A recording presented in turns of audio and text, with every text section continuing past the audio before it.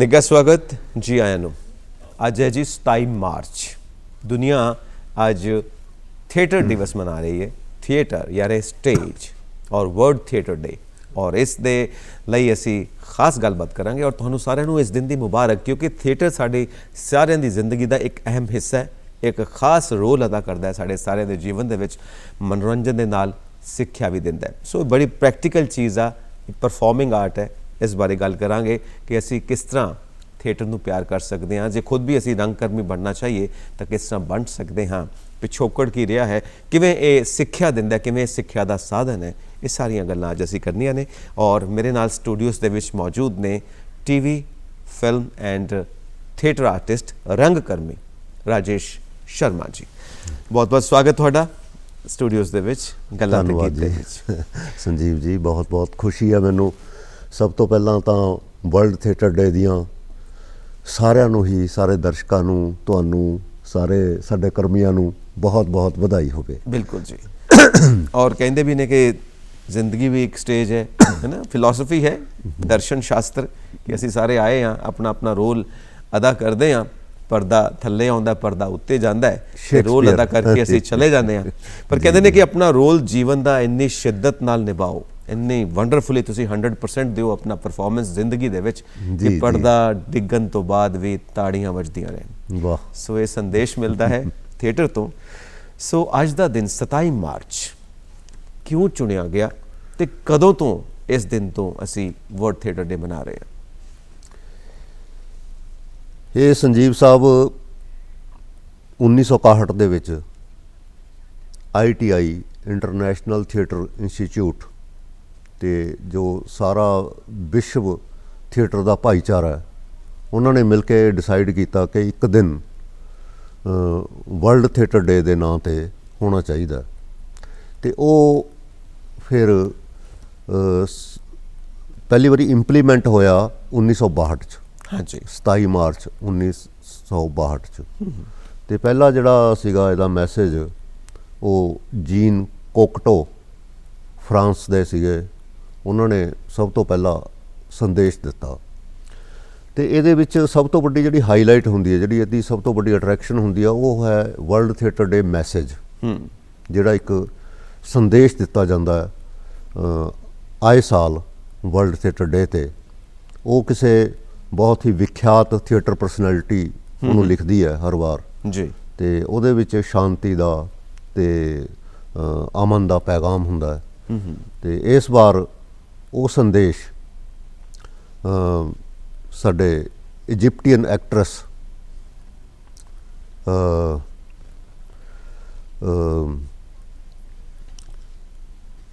Madam ਇਜਿਪਟੀਅਨ actress Ayub ਜੀ ਨੇ ਮਤਲਬ ਇਸ ਵਾਰ ਲਿਖਿਆ ਹੈ। ਅਤੇ ਔਰ ਬਹੁਤ ਖੂਬਸੂਰਤ ਲਿਖਿਆ ਉਹਨਾਂ ਨੇ। ਮਤਲਬ ਉਹਦਾ ਲੱਬੋ ਲੁਆਬ ਇਹ ਹੈ ਕਿ ਮੈਸੇਜ ਤਾਂ ਬਹੁਤ ਵੱਡਾ ਹੈ, ਲੇਕਿਨ ਉਹਦਾ ਲੱਬੋ ਲੁਆਬ ਇਹ ਹੈ ਕਿ ਅੱਜ ਦੀ ਦੁਨੀਆ ਜਿਹੜੀ ਬਹੁਤ ਨੇੜੇ ਹੋ ਗਈ ਹੈ, ਆਪਸ 'ਚ ਬਹੁਤ ਨੇੜੇ ਹੋ ਗਈ ਹੈ ਦੁਨੀਆ, ਲੇਕਿਨ ਉਹਦੇ ਨਾਲ ਹੀ ਨਾਲ ਅਸੀਂ ਇੱਕ ਦੂਜੇ ਤੋਂ ਬਹੁਤ ਦੂਰ ਵੀ ਹੋ ਗਏ ਹਾਂ। ਮਤਲਬ ਦੇਖੋ ਕੈਸੀ ਡਰਾਮੈਟਿਕ ਸਥਿਤੀ ਹੈ ਇਹ। ਜੀ ਜੀ, ਕਿੱਡੀ ਵਧੀਆ ਗੱਲ ਲਿਖੀ ਹੈ ਉਹਨਾਂ ਨੇ ਕਿ ਅਸੀਂ ਨੇੜੇ ਹੋ ਗਏ, ਦੁਨੀਆ ਅੱਜ ਬਹੁਤ ਨੇੜੇ ਹੋ ਗਈ ਹੈ, ਅਤੇ ਨਾਲੋਂ ਨਾਲ ਅਸੀਂ ਇੱਕ ਦੂਜੇ ਤੋਂ ਬਹੁਤ ਦੂਰ ਵੀ ਹੋ ਗਏ ਹਾਂ। ਅਤੇ ਸੈਕੰਡਲੀ ਉਹਨਾਂ ਨੇ ਗੱਲ ਲਿਖੀ ਹੈ, ਸਟੈਨਿਸਲਵਾਸਕੀ ਨੂੰ ਕੋਟ ਕੀਤਾ ਜੀ, ਕਿ ਸਟੈਨਿਸਲਵਾਸਕੀ ਕਹਿੰਦੇ ਨੇ ਕਿ ਜਦੋਂ ਵੀ ਸਟੇਜ 'ਤੇ ਆਓ ਤਾਂ ਆਪਣੇ ਪੈਰਾਂ ਦਾ ਚਿੱਕੜ ਪੂੰਝ ਕੇ ਚੰਗੀ ਤਰ੍ਹਾਂ ਫਿਰ ਸਟੇਜ 'ਤੇ ਆਓ ਜੀ।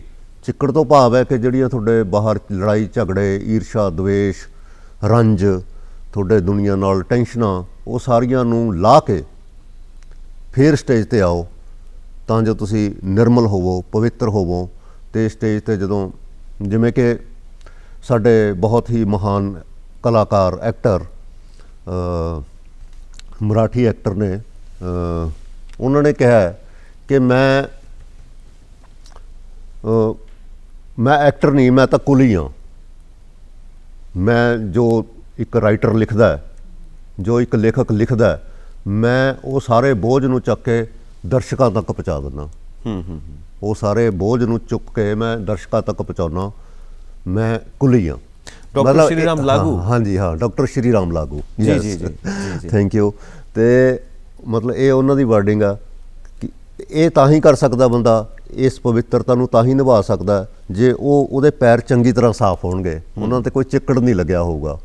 ਤੇ ਇਹ ਦੋ ਗੱਲਾਂ ਮਤਲਬ ਐਤਕੀ ਸਮੀਹਾ ਅਯੂਬ ਜੀ ਨੇ ਆਪਣੇ ਮੈਸੇਜ ਦੇ ਵਿੱਚ ਲਿਖੀਆਂ ਤੇ ਬਹੁਤ ਗ੍ਰੇਟ ਲਿਖੀਆਂ। ਔਰ ਸਭ ਤੋਂ ਵੱਡੀ ਗੱਲ ਹੈ ਕਿ ਸਮੀਹਾ ਅਯੂਬ ਮਤਲਬ ਇਜਿਪਟੀਅਨ ਹੈ, ਮਿਸਰ, ਜਿੱਥੇ ਔਰਤਾਂ ਨੂੰ ਪਰਦੇ 'ਚ ਰਹਿਣ ਦਾ ਹੁਕਮ ਹੈ। ਹਾਂਜੀ, ਉਸ ਕੰਟਰੀ 'ਚੋਂ ਉੱਠ ਕੇ ਇੱਕ ਲੇਡੀ ਨੇ ਮਤਲਬ ਇਹ ਮਤਲਬ ਐਤਕੀ ਦਾ ਵਰਲਡ ਥੀਏਟਰ ਡੇ ਮੈਸੇਜ ਲਿਖਿਆ, ਤਾਂ ਸਾਨੂੰ ਬਹੁਤ ਖੁਸ਼ੀ ਹੋਈ ਹੈ ਤੇ ਬਹੁਤ ਬਹੁਤ ਮੁਬਾਰਕਬਾਦ ਸਭ ਨੂੰ ਵਰਲਡ ਥੀਏਟਰ ਡੇ। ਬਿਲਕੁਲ ਜੀ। ਉਹ ਸਟੋਨਿਸਲਵਿਸਕੀ ਦੀ ਤੁਸੀਂ ਗੱਲ ਕੀਤੀ ਹੈ, ਉਹਨਾਂ ਦੀ ਜਿਹੜੀ ਵਿਖਿਆਤ ਕਿਤਾਬ ਹੈ ਐਨ ਐਕਟਰ ਪ੍ਰੀਪੇਅਰਸ। ਜੀ ਜੀ ਜੀ। ਉਹ ਦੱਸਦੇ ਹੀ ਨੇ ਕਿ ਐਕਟਰ ਨੂੰ ਤਿਆਰੀ ਕਿਵੇਂ ਕਰਨੀ ਚਾਹੀਦੀ ਹੈ। ਜਿਵੇਂ ਤੁਸੀਂ ਕਿਹਾ ਕਿ ਪੈਰਾਂ ਦਾ ਚਿੱਕੜ ਸਾਰਾ ਧੋ ਕੇ ਸਾਫ਼ ਕਰਕੇ ਫਿਰ ਸਟੇਜ ਤੇ ਆਓ, ਯਾਨੀ ਕਿ ਸਟੇਜ ਦੇ ਉੱਤੇ ਆਉਣ ਵਾਸਤੇ ਤੁਹਾਡਾ ਮਨ ਪਵਿੱਤਰ ਹੋਣਾ ਚਾਹੀਦਾ, ਅੰਦਰੋਂ ਤੁਸੀਂ ਸਾਫ਼ ਸੁਥਰੇ ਹੋਣੇ ਚਾਹੀਦੇ ਹੋ। ਜੀ ਜੀ। ਤਾਂ ਤੁਸੀਂ ਕਿਰਦਾਰ ਅਦਾ ਕਰ ਸਕਦੇ ਹੋ, ਤਾਂ ਤੁਸੀਂ ਹੱਕਦਾਰ ਬਣਦੇ ਹੋ ਸਟੇਜ ਤੇ ਆਉਣ ਦੇ। ਜੀ, ਇਹੀ ਸਾਡੇ ਇੰਡੀਅਨ ਨਾਟ ਸ਼ਾਸਤਰ 'ਚ ਵੀ ਕਿਹਾ ਗਿਆ। ਉਹਦੇ 'ਚ ਐਕਟਰਾਂ ਨੂੰ ਦੇਵਤੇ ਕਿਹਾ ਗਿਆ। ਉਹ ਦੇਵਤੇ ਇਸ ਲਈ ਕਿਹਾ ਗਿਆ ਕਿਉਂਕਿ ਜਦੋਂ ਇੱਕ ਐਕਟਰ ਸਟੇਜ ਤੇ ਹੁੰਦਾ ਤਾਂ ਉਹਦਾ ਮਨ ਬਿਲਕੁਲ ਸਾਫ਼ ਹੁੰਦਾ, ਬਿਲਕੁਲ ਪਵਿੱਤਰ ਹੁੰਦਾ। ਤਾਂ ਮਤਲਬ ਤੁਸੀਂ ਜੇ ਕੋਈ ਸਟੇਜ ਤੋਂ ਐਕਟਰ ਉਤਰਦਾ ਨਾ, ਉਹਦੇ ਪੈਰੀਂ ਹੱਥ ਵੀ ਲਾ ਸਕਦੇ ਹੋ। ਹਾਂਜੀ, ਕਿਉਂਕਿ ਉਹ ਇੱਕ ਦੇਵਤੇ ਦੀ ਤਰ੍ਹਾਂ ਪਵਿੱਤਰ ਹੁੰਦਾ। ਉਹ ਸਾਡੇ ਨਾਟ ਸ਼ਾਸਤਰ 'ਚ ਵੀ ਕਿਹਾ ਗਿਆ ਕਿ ਐਕਟਰ ਇੱਕ ਦੇਵਤਾ ਹੁੰਦਾ। ਮਤਲਬ ਇਹ ਸ਼ੁਰੂ ਤੋਂ ਹੀ ਇਹ ਚੀਜ਼ ਚੱਲੀ ਆ ਰਹੀ ਹੈ। ਜੀ ਜੀ। ਰਾਜੇਸ਼ ਜੀ, ਇੱਕ ਚੀਜ਼ ਹੈ ਕਿ ਜੋ ਥੀਏਟਰ ਡੇ ਅਸੀਂ ਮਨਾਉਂਦੇ ਹਾਂ ਜਾਂ ਥੀਏਟਰ ਮੁੱਢ ਕਦੀਮ ਤੋਂ, ਜਿਵੇਂ ਤੁਸੀਂ ਨਾਟ ਸ਼ਾਸਤਰ ਦੀ ਗੱਲ ਕੀਤੀ ਹੈ ਜੀ ਜੀ, ਔਰ ਮਨ ਨੂੰ ਸਾਫ਼ ਕਰਨਾ, ਤੁਸੀਂ ਪਵਿੱਤਰ ਹੋਣ ਦੀ ਗੱਲ ਕੀਤੀ ਹੈ, ਇਸ ਦਿਨ ਨੂੰ ਮਨਾਉਣ ਦਾ ਜਾਂ ਥੀਏਟਰ ਕਰਨ ਦਾ ਜਿਹੜਾ ਪਰਪਸ ਹੈ, ਮੰਤਵ ਹੈ, ਟੀਚਾ ਹੈ, ਨਿਸ਼ਾਨਾ ਹੈ, ਉਹ ਇਹੀ ਹੈ ਕਿ ਬੰਦਾ ਅੰਦਰੋਂ ਬਾਹਰੋਂ ਸਾਫ਼ ਸੁਥਰਾ ਬਣੇ, ਥੀਏਟਰ ਨਾਲ ਜੁੜ ਕੇ ਆਪਣੀ ਅਸਲੀਅਤ ਨੂੰ ਪਛਾਣੇ। ਇਹੀ ਇਹਦਾ ਮੰਤਵ ਹੈ ਥੀਏਟਰ ਕਰਨ ਦਾ। ਜੀ ਜੀ ਜੀ ਜੀ। ਥੀਏਟਰ ਦਾ ਮਤਲਬ ਹੈ ਹੁਣ ਜਿਹੜਾ ਇਹ ਪੈਗਾਮ ਦਿੱਤਾ ਜਾਂਦਾ ਕਿ ਸ਼ਾਂਤੀ, ਅਮਨ, ਸਾਡੀਆਂ ਅੱਛੀਆਂ ਚੀਜ਼ਾਂ ਜਿਹੜੀਆਂ ਮਤਲਬ ਸਮਾਜ ਦੇ ਵਿੱਚ ਹੁੰਦੀਆਂ, ਉਹ ਅਸੀਂ ਅਡੋਪਟ ਕਰੀਏ, ਆਪਣੇ ਆਪ ਦੇ ਵਿੱਚ ਭਰੀਏ ਤੇ ਲੋਕਾਂ ਨੂੰ ਦਈਏ। ਇੱਕ ਐਕਟਰ ਜਾਂ ਡਾਇਰੈਕਟਰ ਆਪਣੇ ਆਪ ਦੇ ਵਿੱਚ ਵਰਲਡ ਦੀ ਸਾਰੀ ਖੂਬਸੂਰਤੀ ਨੂੰ ਸਮਾਉਂਦਾ ਤੇ ਉਹਨੂੰ ਫਿਰ ਦਰਸ਼ਕਾਂ ਦੇ ਵਿੱਚ ਸੰਪ੍ਰੇਸ਼ਿਤ ਕਰ ਦਿੰਦਾ। ਇਹੀ ਥੀਏਟਰ ਦਾ ਮਕਸਦ ਹੈ। ਤੇ ਇਸ ਤੋਂ ਇਲਾਵਾ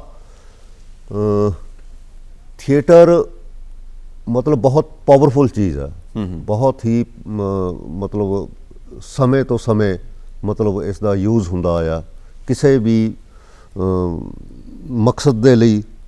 ਮਤਲਬ ਸਰਕਾਰਾਂ ਨੇ ਵੀ, ਹੋਰ ਨੇ ਵੀ ਇਹਨੂੰ ਯੂਜ਼ ਕੀਤਾ, ਵਰਤਿਆ। ਕਈਆਂ ਨੇ ਪਵਿੱਤਰ ਉਹਦੇ ਲਈ ਵਰਤਿਆ, ਕਈਆਂ ਨੇ ਮਤਲਬ ਆਪਣੇ ਰਾਜਸੀ ਪ੍ਰੋਪੇਗੰਡੇ ਵਾਸਤੇ ਵੀ ਵਰਤਿਆ ਇਹਨੂੰ। ਠੀਕ ਹੈ ਨਾ ਜੀ। ਪਰ ਇਹ ਐਕਚੁਅਲੀ ਜਿੰਨਾ ਪਵਿੱਤਰਤਾ ਲਈ ਵਰਤਿਆ ਜਾਵੇ ਓਨਾ ਹੀ ਜ਼ਿਆਦਾ ਚੰਗਾ ਹੁੰਦਾ ਹੈ। ਬਿਲਕੁਲ ਠੀਕ ਹੈ। ਔਰ ਜੇ ਅਸੀਂ ਨਾਟ ਸ਼ਾਸਤਰ ਦੀ ਜਿਵੇਂ ਗੱਲ ਕੀਤੀ ਹੈ, ਜਿੱਥੋਂ ਭਾਰਤ ਦੇ ਥੀਏਟਰ ਦੀ ਸ਼ੁਰੂਆਤ ਮੰਨੀ ਜਾਂਦੀ ਹੈ, ਉਹਦੇ 'ਚ ਵੀ ਇਹ ਗੱਲ ਕਹੀ ਗਈ ਹੈ ਕਿ ਹਰ ਬੰਦਾ, ਕਿਉਂਕਿ ਚਾਰਾਂ ਵੇਦਾਂ ਤੋਂ ਅਸੀਂ ਆਪਣੀ ਸਿੱਖਿਆ ਪ੍ਰਣਾਲੀ ਲੈ ਕੇ ਚੱਲਦੇ ਹਾਂ, ਉਹ ਕਹਿੰਦੇ ਨੇ ਕਿ ਸਾਰੇ ਜਾਣੇ ਚਾਰੋਂ ਵੇਦ ਨਹੀਂ ਪੜ੍ਹ ਸਕਦੇ, ਇਸ ਕਰਕੇ ਇੱਕ ਪੰਜਵਾਂ ਵੇਦ ਲਿਖਿਆ ਜਾਂਦਾ ਹੈ ਜਿਹਨੂੰ ਨਾਟ ਸ਼ਾਸਤਰ ਕਹਿੰਦੇ ਆ, ਨਾਟ ਹੈ ਨਾ, ਨਾਟ ਵੇਦ ਕਹਿੰਦੇ ਆ। ਸੋ ਨਾਟਕਾਂ ਦੇ ਜ਼ਰੀਏ ਤੁਸੀਂ ਪਬਲਿਕ ਨੂੰ, ਜਨਤਾ ਨੂੰ ਸਿੱਖਿਆ ਦੇਵੋ, ਜਾਗਰੂਕ ਕਰੋ, ਤਾਂ ਕਿ ਸਿੱਖਿਆ ਨਾਲ ਹੀ ਦੇਸ਼ ਬਣਦਾ, ਸਮਾਜ ਬਣਦਾ। ਜੀ ਜੀ ਜੀ ਜੀ। ਨਾਟ ਸ਼ਾਸਤਰ ਦੇ ਵਿੱਚ ਦੇਖੋ, ਮੈਂ ਭਰਤ ਮੁਨੀ ਨੂੰ ਸਭ ਤੋਂ ਪਹਿਲਾਂ ਕ੍ਰਾਂਤੀਕਾਰੀ ਮੰਨਦਾ ਜੀ। ਜਿਨ੍ਹਾਂ ਨੇ ਲਿਖਿਆ ਨਾਟ ਸ਼ਾਸਤਰ, ਜਿਨ੍ਹਾਂ ਨੇ ਨਾਟ ਸ਼ਾਸਤਰ ਲਿਖਿਆ। ਉਹ ਕਿਉਂ? ਕਿਉਂਕਿ ਉਸ ਤੋਂ ਪਹਿਲਾਂ ਜਿਹੜੇ ਸਾਡੇ ਧਰਮਾਂ ਦਾ, ਸਾਡੇ ਜਾਤ ਪਾਤ ਦਾ ਬਹੁਤ ਜ਼ਿਆਦਾ ਮਤਲਬ ਪਤਨ ਵੱਲ ਜਾ ਰਿਹਾ ਸੀਗਾ ਕੰਮ। ਲੇਕਿਨ ਜਦੋਂ ਭਾਰਤ ਮੁਨੀ ਨੇ ਨਾਟਯ ਸ਼ਾਸਤਰ ਲਿਖਿਆ, ਉਸ ਤੋਂ ਪਹਿਲਾਂ ਵੇਦ ਸੁਣਨ ਦੀ ਸਿਰਫ ਬ੍ਰਾਹਮਣਾਂ ਨੂੰ ਜਾਂ ਖੱਤਰੀਆਂ ਨੂੰ ਹੀ ਇਜਾਜ਼ਤ ਸੀਗੀ, ਮਤਲਬ ਬਾਕੀਆਂ ਨੂੰ ਨਹੀਂ ਸੀਗੀ ਵੇਦ ਸੁਣਨ ਦੀ। ਲੇਕਿਨ ਪੰਚਮ ਵੇਦ ਲਿਖ ਕੇ ਭਾਰਤ ਮੁਨੀ ਨੇ ਕਿਹਾ ਕਿ ਇਹ ਸਾਡਾ ਜੋ ਹੈ ਇਹ ਸਾਰੇ ਸੁਣਨਗੇ, ਇਹਨੂੰ ਸਾਰੇ ਦੇਖਣਗੇ। ਹੀ ਰਿਵੋਲਟ। ਔਰ ਸਾਰੇ ਵਿਦਵਾਨਾਂ ਨੂੰ ਇਹ ਗੱਲ ਉਹਨਾਂ ਦੀ ਮੰਨਣੀ ਪਈ ਕਿ ਇਸ ਨੂੰ ਸਾਰੇ ਦੇਖਣਗੇ। ਉਹ ਕਹਿੰਦਾ ਹਾਂ ਵੀ 4 ਵਰਨ ਹੈ, 4 ਸਤੰਭ ਲਾ ਦਿਓ। ਠੀਕ ਹੈ ਜੀ। White, yellow, blue and green, ਠੀਕ ਹੈ, 4 ਸਤੰਭ ਲਾ ਦਿਓ, ਉਹ ਚਾਰੇ ਮਤਲਬ ਵਰਨ ਅਲੱਗ-ਅਲੱਗ ਬੈਠ ਜਾਣ, ਜੀ ਠੀਕ ਹੈ ਜੀ ਜੀ। ਪਰ ਦੇਖਣਗੇ ਸਾਰੇ, ਕਹਿੰਦੇ ਇਹ ਵੀ ਇਹ 'ਚ ਕੋਈ ਊਚ ਨੀਚ ਨਹੀਂ ਹੋਊਗਾ। ਮੈਂ ਉਹਨੂੰ ਸਭ ਤੋਂ ਪਹਿਲਾਂ ਰੈਵੋਲੂਸ਼ਨਰੀ ਮੰਨਦਾ ਇਸ ਗੱਲ 'ਚ, ਭਰਤ ਮੁਨੀ ਨੂੰ।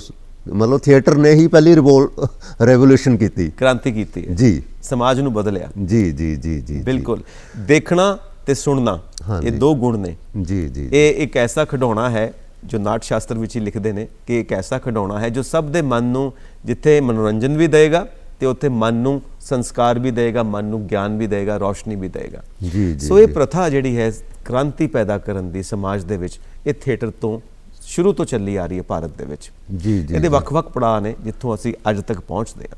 ਤੁਸੀਂ ਕੀ ਸਮਝਦੇ ਹੋ ਕਿ ਇਹ ਥੀਏਟਰ ਦੀ ਸ਼ੁਰੂਆਤ ਅੱਜ ਤੱਕ ਜਿਹੜਾ ਇਹ ਪੜਾਅ ਹਾਸਿਲ ਕੀਤੇ ਨੇ, ਇਹ ਸਹੀ ਵਰਤੋਂ ਚੱਲਦੀ ਆ ਰਹੀ ਹੈ ਔਰ ਕਿਸ ਦਿਸ਼ਾ ਵਿੱਚ ਚੱਲ ਰਿਹਾ ਹੈ? ਸਮੇਂ-ਸਮੇਂ ਦੇ ਉੱਤੇ ਘਾਣ ਵੀ ਹੋਇਆ, ਸਮੇਂ-ਸਮੇਂ ਦੇ ਉੱਤੇ ਫਿਰ ਨਿਖਰ ਕੇ ਅੱਗੇ ਆਇਆ। ਇਹ ਯਾਤਰਾ ਕਿੱਦਾਂ ਦੀ ਹੈ ਹੁਣ ਤੱਕ ਦੀ?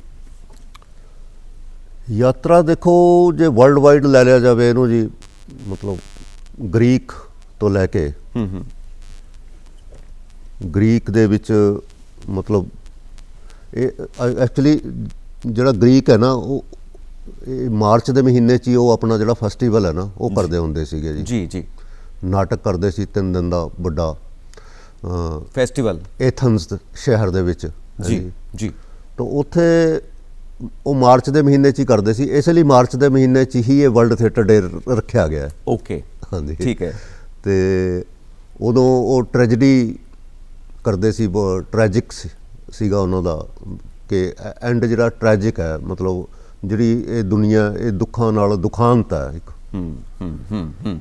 ਉਹਨਾਂ ਦੀ ਮਤਲਬ ਜਿਹੜੀ ਫਿਲਾਸਫੀ ਸੀ ਉਹ ਇਹ ਸੀ ਵੀ ਦੁਖਾਂਤ ਹੈ ਦੁਨੀਆ, ਦੁੱਖਾਂ ਦੀ ਭਰੀ ਹੋਈ ਹੈ। ਹਾਂਜੀ ਹਾਂਜੀ।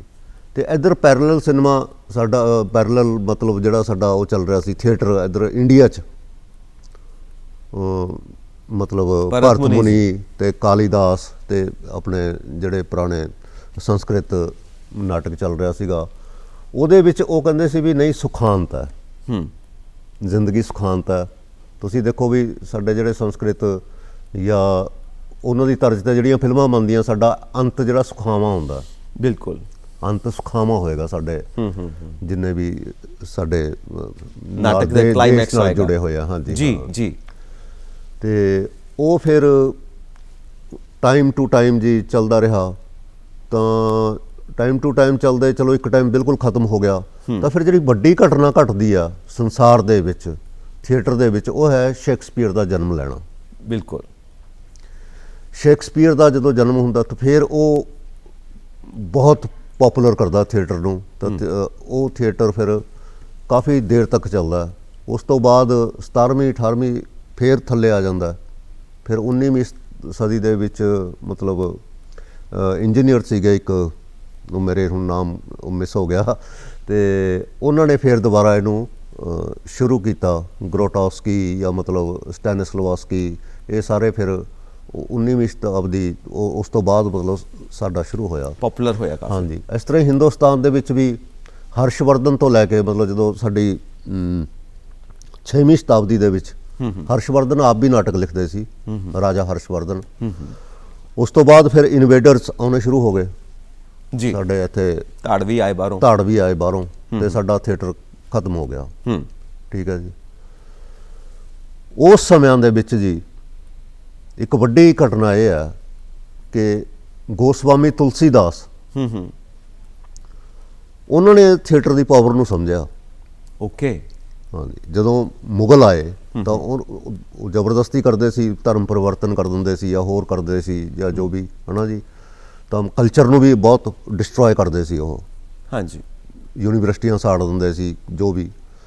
ਤਾਂ ਉਹਨਾਂ ਨੇ ਦੇਖਿਆ ਵੀ ਹੁਣ ਸਾਡੇ ਇਹ ਸ਼ਾਸਤਰ ਬਚਣੇ ਨਹੀਂ, ਇਹ ਤਾਂ ਹੀ ਬਚ ਸਕਦੇ ਨੇ ਜੇ ਮਤਲਬ ਇਹਨਾਂ ਨੂੰ ਲੋਕਾਂ 'ਚ ਵੰਡ ਦਿੱਤਾ ਜਾਵੇ, ਵੰਡ ਦਿੱਤਾ ਜਾਵੇ। ਜੀ ਜੀ।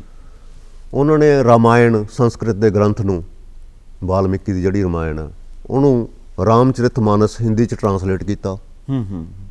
ਫਿਰ ਉਹਨੂੰ ਮੰਚਿਤ ਕਰਤਾ ਬਨਾਰਸ ਦੇ ਵਿੱਚ 9 ਦਿਨ। 9 ਦਿਨ ਉਹਦਾ ਮੰਚਿਤ ਕਰਤਾ ਜੀ, ਸਟੇਜ ਕੀਤਾ, ਸਟੇਜ ਕੀਤਾ, ਜਿਹਨੂੰ ਅਸੀਂ ਅੱਜ ਰਾਮਲੀਲਾ ਕਹਿੰਦੇ ਆ। ਅੱਛਾ। ਉਹ ਰਾਮਲੀਲਾ ਚਲਦੀ ਗਈ ਔਰ ਉਹ ਜਿਹੜਾ ਰਾਮਲੀਲਾ ਦਾ ਰਾਮਾਇਣ ਦਾ ਗਿਆਨ ਸੀ ਉਹ ਜਨ ਜਨ ਦੇ ਵਿੱਚ ਇੰਨਾ ਪੋਪੂਲਰ ਹੋ ਗਿਆ ਕਿ ਹੁਣ ਜੇ ਤੁਸੀਂ ਮਿਟਾਉਣਾ ਚਾਹੋ ਮਿਟ ਹੀ ਨਹੀਂ ਸਕਦਾ। ਇਹ ਥੀਏਟਰ ਹੈ ਜਿਹਦੀ ਪਾਵਰ ਤੁਲਸੀਦਾਸ ਨੇ ਸਮਝੀ। ਪਰ ਅਫਸੋਸ ਹੈ ਕਿ ਅੱਜ ਅਸੀਂ ਮਤਲਬ ਸਾਡੇ ਸੰਸਕ੍ਰਿਤ ਦੇ ਵਿਦਵਾਨ ਵੀ ਜਾਂ ਹੋਰ ਅਸੀਂ ਉਹਦੀ ਮਹੱਤਤਾ ਨੂੰ ਭੁੱਲ ਗਏ ਹਾਂ ਥੀਏਟਰ ਦੀ ਨੂੰ। ਉਹਨਾਂ ਨੇ ਮਹੱਤਤਾ ਸਮਝ ਕੇ ਮਤਲਬ ਉਹ ਕਲਚਰ ਮਿਟਣ ਤੋਂ ਬਚਾ ਲਈ।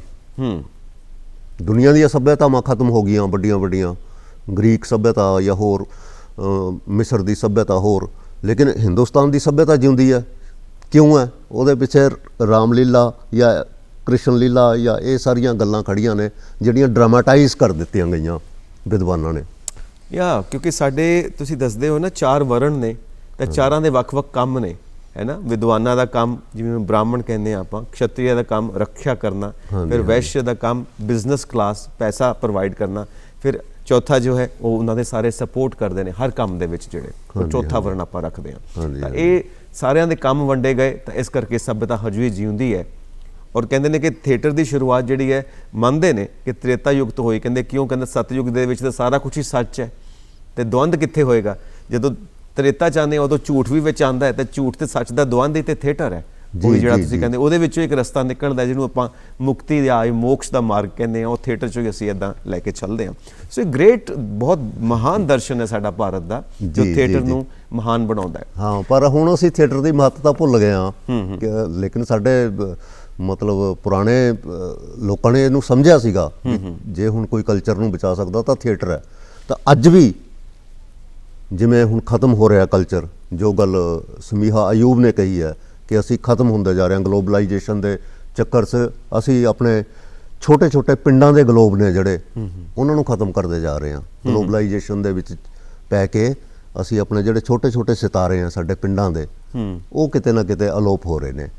ਤਾਂ ਇਹ ਸਾਰਾ ਕੁਛ ਇਹ ਜਿਹੜਾ ਸਾਡਾ ਹੁਣ ਕਲਚਰ, ਹੁਣ ਜਿਹੜਾ ਕਲਚਰਲ ਅਟੈਕ ਹੋਇਆ ਸਾਡੇ ਤੇ, ਜੇ ਇਹ 'ਚੋਂ ਵੀ ਆਪਣੇ ਆਪ ਨੂੰ ਬਚਾਉਣਾ ਤਾਂ ਵੀ ਥੀਏਟਰ ਹੀ ਕੰਮ ਆਊਗਾ। ਇਹ ਹੁਣ ਮਤਲਬ ਇਹ ਵੀ ਇਸ ਕਰਕੇ ਅੱਜ ਜ਼ਰੂਰਤ ਹੈ ਇਹਦੀ। 2023 ਦਾ ਇਹੀ ਸੰਦੇਸ਼ ਹੈ, ਪਿੰਡਾਂ ਤੋਂ ਸ਼ੁਰੂ ਕਰੋ। ਜੀ ਜੀ ਜੀ, ਆਪਾਂ ਪਿੰਡਾਂ ਤੋਂ ਹੀ ਸ਼ੁਰੂ ਕਰਦੇ ਹਾਂ। ਪਿੰਡਾਂ ਦੇ ਵਿੱਚ ਥੀਏਟਰ ਨੂੰ ਕਿੱਦਾਂ ਲੈ ਕੇ ਜਾਇਆ ਜਾਏ? ਕਿਉਂਕਿ ਸ਼ਹਿਰਾਂ ਵਿੱਚ ਤੇ ਬਹੁਤ ਸਾਰੀਆਂ ਸੁਵਿਧਾਵਾਂ ਮਿਲ ਜਾਂਦੀਆਂ ਨੇ, ਪੈਸਾ ਵੀ ਮਿਲ ਜਾਂਦਾ ਹੈ, ਔਰ ਸ਼ਹਿਰਾਂ ਦੇ ਵਿੱਚ ਵੱਡੇ ਸ਼ਹਿਰਾਂ ਦੇ ਵਿੱਚ ਤੇ ਥੀਏਟਰ ਦੇ ਸਕੂਲ ਵੀ ਨੇ, ਕਾਲਜ ਵੀ ਨੇ, ਯੂਨੀਵਰਸਿਟੀਆਂ ਵੀ ਨੇ ਜਿੱਥੋਂ ਪੜ੍ਹਾਈ ਹੁੰਦੀ ਹੈ। ਪੰਜਾਬ ਯੂਨੀਵਰਸਿਟੀ ਹੈ, ਪਟਿਆਲਾ ਯੂਨੀਵਰਸਿਟੀ ਹੈ, national school of drama Delhi ਹੈ।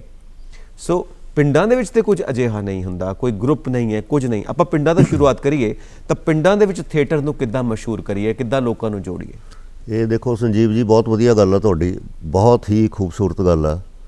ਤੇ ਜਿਸ ਤਰ੍ਹਾਂ ਹੁਣ ਜਿਵੇਂ ਅੱਜ ਵਰਲਡ ਥੀਏਟਰ ਡੇ ਹੈ, ਹਾਂਜੀ, ਇਹ ਸਾਰੇ ਟਾਊਨਸ ਦੇ ਵਿੱਚ, ਸ਼ਹਿਰਾਂ ਦੇ ਵਿੱਚ ਮਨਾਇਆ ਜਾ ਰਿਹਾ ਹੈ।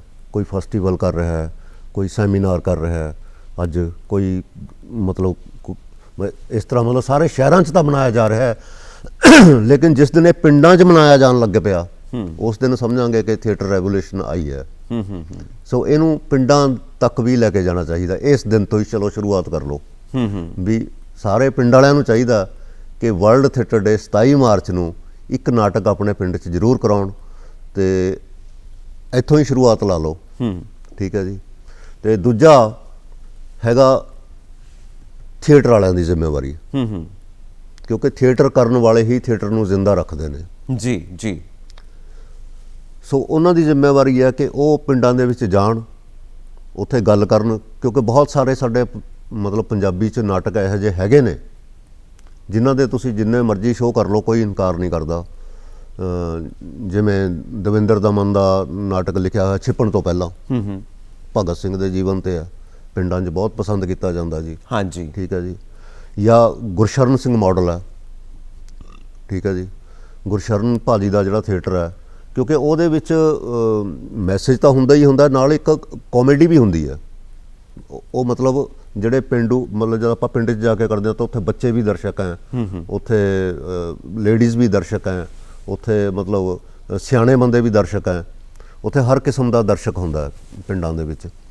ਤਾਂ ਉਹ ਜੇ ਗੁਰਸ਼ਰਨ ਭਾਜੀ ਦੇ ਨਾਟਕ ਦੇਖ ਲਏ ਜਾਣ ਤਾਂ ਉਹ ਇੱਕ ਆਈਡੀਅਲ ਪਲੇਸ ਹੈਗੇ ਆ ਪਿੰਡਾਂ ਦੇ ਵਾਸਤੇ। ਤਾਂ ਉਹ ਕਿਉਂਕਿ ਉਹਦੇ ਵਿੱਚ ਕਾਮੇਡੀ ਵੀ ਹੁੰਦੀ ਹੈ, ਹਾਸਾ ਵੀ ਹੁੰਦਾ, ਬੱਚਿਆਂ ਵਾਸਤੇ ਵੀ ਮਟੀਰੀਅਲ ਹੁੰਦਾ, ਲੇਡੀਜ਼ ਵਾਸਤੇ ਵੀ ਹੁੰਦਾ, ਸਿਆਣਿਆਂ ਲੋਕਾਂ ਵਾਸਤੇ ਵੀ ਹੁੰਦਾ, ਮੈਸੇਜ ਹੁੰਦਾ। ਠੀਕ ਹੈ ਨਾ ਜੀ। ਉਸ ਕਿਸਮ ਦੇ ਜਿਹੜੇ ਨਾਟਕ ਹੈ ਉਹ ਲਿਖਵਾਏ ਜਾਣ, ਉਹਨਾਂ 'ਤੇ ਮਤਲਬ ਗੁਰਸ਼ਰਨ ਭਾਜੀ ਨੂੰ ਮਾਡਲ ਰੱਖ ਕੇ ਉਹ 'ਤੇ ਰਿਸਰਚ ਕੀਤੀ ਜਾਵੇ। ਠੀਕ ਹੈ ਜੀ ਜੀ। ਇਹ ਪੰਜਾਬੀ ਸਾਡੇ ਮਤਲਬ ਜਿਹੜੇ ਹੈਗੇ ਆ ਭਾਸ਼ਾ ਦੇ ਮਤਲਬ ਜਿਹੜੇ ਦਫ਼ਤਰ ਨੇ ਜਾਂ ਭਾਸ਼ਾ ਦੇ ਕਲਚਰ ਦੇ ਜਿਹੜੇ ਸਾਡੇ ਅਦਾਰੇ ਨੇ, ਉਹਨਾਂ ਦਾ ਇਹ ਫਰਜ਼ ਬਣਦਾ ਕਿ ਉਹ ਗੁਰਸ਼ਰਨ ਭਾਜੀ ਵਰਗੇ ਮਾਡਲ ਨੂੰ ਲੈ ਕੇ ਵੀ ਜਿਹਨੇ ਵਿਲੇਜ ਟੂ ਵਿਲੇਜ ਥੀਏਟਰ ਕੀਤਾ, ਚਾਹੇ ਇੱਕ ਉਹਨਾਂ ਨੇ ਆਈਡੀਓਲੋਜੀ ਨਾਲ ਕੀਤਾ, ਤੁਸੀਂ ਉਹ ਬੇਸ਼ੱਕ ਆਈਡੀਓਲੋਜੀ ਛੱਡ ਦਿਓ ਅਤੇ ਤੁਸੀਂ ਆਪਣੇ ਹਿਸਾਬ ਨਾਲ ਕਰੋ ਉਸ ਕੰਮ ਨੂੰ, ਲੇਕਿਨ ਵਿਧਾ ਉਹੀ ਲਓ, ਫਾਰਮ ਉਹ ਹੋਣੀ ਚਾਹੀਦੀ ਹੈ ਭਾਜੀ ਵਾਲੀ, ਗੁਰਸ਼ਰਨ ਭਾਜੀ ਵਾਲੀ ਬਿਲਕੁਲ ਹੋਣੀ ਚਾਹੀਦੀ ਹੈ। ਕਿਉਂਕਿ ਕਈ ਵਾਰ ਸਾਡੇ ਮਨ 'ਚ ਆਉਂਦਾ ਕਿ ਬਹੁਤ ਪੈਸਾ ਚਾਹੀਦਾ, ਸਟੇਜ ਚਾਹੀਦਾ, ਲਾਈਟ ਚਾਹੀਦੀ ਹੈ, ਸਾਊਂਡ ਸਿਸਟਮ ਚਾਹੀਦਾ ਹੈ, ਪਰ ਇੱਕ ਦੂਜੀ ਚੀਜ਼ ਵੀ ਹੈ ਕਿ ਸਾਡੇ ਕੋਲ ਨੁੱਕੜ ਨਾਟਕ ਪਿਆ। ਹਾਂਜੀ ਹਾਂ, ਜਿਹਦੇ 'ਚ ਕੋਈ ਖਰਚਾ ਨਹੀਂ, ਤੁਸੀਂ ਕਿਤੇ ਵੀ ਸੜਕ 'ਤੇ ਖੜੇ ਹੋ ਕੇ ਨਾਟਕ ਕਰ ਸਕਦੇ ਹੋ। ਹਾਂ, ਨੁੱਕੜ ਸਟਾਈਲ ਮਤਲਬ ਉਹ ਗੁਰਸ਼ਰਨ ਭਾਜੀ ਦਾ ਹੀ ਸਟਾਈਲ ਹੈ ਉਹ, ਬਿਲਕੁਲ ਕੋਈ ਉਹ 'ਚ ਸਿਰਫ ਆਪਣਾ ਦਰਸ਼ਕ ਚਾਹੀਦਾ, ਐਕਟਰ ਚਾਹੀਦੇ ਆ, ਸਕ੍ਰਿਪਟ ਚਾਹੀਦੀ ਆ। ਠੀਕ ਹੈ ਜੀ। ਉਹ ਕਈ ਵਾਰੀ ਸਟੇਜ ਨਹੀਂ ਵੀ ਸੀ ਹੁੰਦੀ, ਉਹ ਗੱਡੇ ਜੋੜ ਲੈਂਦੇ ਸੀ, 2 ਰੇੜੇ ਜੋੜਦੇ ਸੀ, ਉਹਦੇ 'ਤੇ ਹੀ ਨਾਟਕ ਕਰ ਦਿੰਦੇ ਸੀ, ਰੇੜਿਆਂ 'ਤੇ ਖੜੇ ਹੋ ਕੇ ਕਰ ਦਿਓ। ਹਾਂਜੀ ਹਾਂ ਬਿਲਕੁਲ। ਸੋ ਉਸ ਕਿਸਮ ਦਾ ਮਤਲਬ ਜਿਹੜਾ ਥੀਏਟਰ ਆ ਉਹ ਮਾਹੌਲ ਸਿਰਜਿਆ ਜਾ ਸਕਦਾ ਔਰ ਪੰਚਾਇਤਾਂ ਇਹਦੇ 'ਚ ਖਾਸ ਰੋਲ ਅਦਾ ਕਰ ਸਕਦੀਆਂ ਨੇ। ਜਿੱਦਾਂ ਪੰਚਾਇਤਾਂ ਨੂੰ ਫੰਡ ਮਿਲਦਾ ਸਰਕਾਰਾਂ ਵੱਲੋਂ, ਕੁਝ ਥੀਏਟਰ ਵਾਸਤੇ ਵੀ ਫੰਡ ਖਰਚ ਕਰਨ ਤੇ ਥੀਏਟਰ ਦੀ ਸ਼ੁਰੂਆਤ ਪਿੰਡਾਂ 'ਚ ਪੰਚਾਇਤਾਂ ਕਰ ਸਕਦੀਆਂ ਨੇ, ਸਰਪੰਚ ਸਾਹਿਬ ਕਰ ਸਕਦੇ ਨੇ। ਜੀ ਜੀ ਜੀ, ਕਿਉਂਕਿ ਥੀਏਟਰ ਆ ਜਿਹੜਾ ਦੇਖੋ ਹੁਣ ਤੁਸੀਂ ਕਿਹਾ ਸੀ ਵੀ ਜ਼ਰੂਰਤ ਕੀ ਹੈ ਵੀ ਕਿਉਂਕਿ ਥੀਏਟਰ ਇਨਸਾਨ ਨੂੰ ਸੂਖਮ ਬਣਾਉਂਦਾ, ਇਨਸਾਨ ਨੂੰ ਇਨਸਾਨ ਬਣਾਉਂਦਾ। ਠੀਕ ਹੈ ਨਾ ਜੀ, ਥੀਏਟਰ ਇਨਸਾਨ ਨੂੰ ਇਨਸਾਨ ਬਣਾਉਂਦਾ, ਇਸ ਲਈ ਮਤਲਬ ਥੀਏਟਰ ਦੀ ਜ਼ਰੂਰਤ ਹੈ ਤੇ ਇਹਨੂੰ ਪਿੰਡਾਂ 'ਚ ਵੀ ਕਰਵਾਉਣਾ ਚਾਹੀਦਾ। ਬਿਲਕੁਲ ਕਰਵਾਉਣਾ ਚਾਹੀਦਾ। ਰਾਜੇਸ਼ ਜੀ, ਇੱਕ ਗੀਤ ਹੋ ਜਾਏ। ਹਾਂਜੀ ਹਾਂ, ਆਫ ਕੋਰਸ। ਗੀਤ ਤੋਂ ਬਾਅਦ ਆਪਾਂ ਫਿਰ ਥੀਏਟਰ ਦੀ ਗੱਲ ਅੱਗੇ ਤੋਰਦੇ ਹਾਂ। ਹਾਂਜੀ ਹਾਂ, ਸੁਣਾਓ ਕੋਈ। ਲਓ ਜੀ, ਗੀਤ ਦਾ ਆਨੰਦ।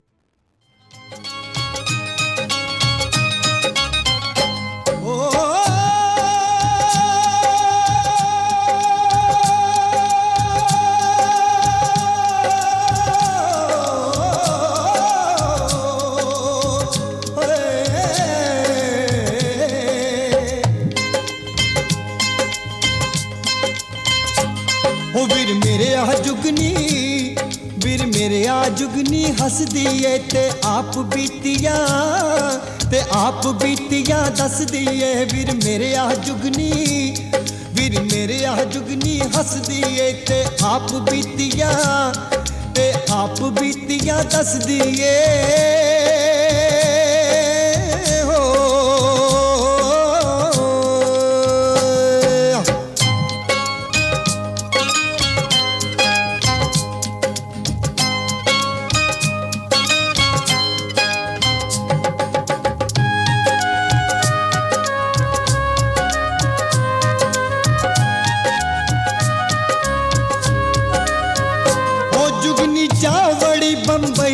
बंबई सेंटर उतर गई ओनू करन मखोला कई ते ओनू डांग चलाउणी पई वे वीर मेरे आ जुगनी हसदी है ते आप बीतियां दसदी है वीर मेरे आ जुगनी हसदी है।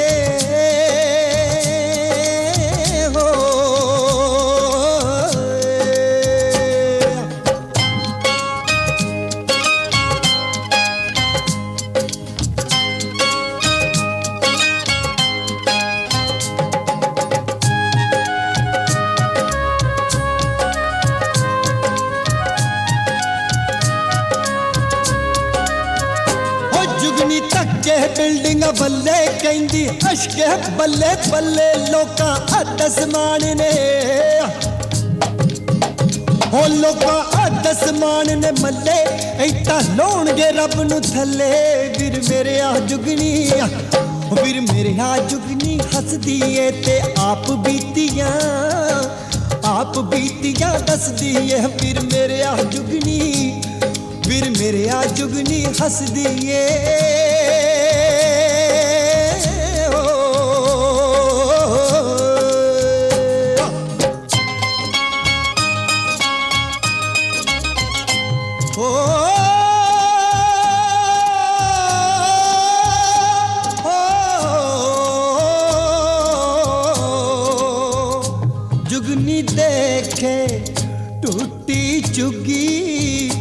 ਜਿੱਥੇ ਭੁੱਖ ਨੰਗ ਹਾਇਓ ਰੱਬਾ ਉੱਗੀ ਓ ਜਿੱਥੇ ਬਿਲ ਕੇ ਢਿੱਡ ਦੀ ਕੁੱਗੀ ਓ ਨਾ ਕੋਈ ਆਸ ਦਿਲਾਂ ਦੀ ਪੁੱਗੀ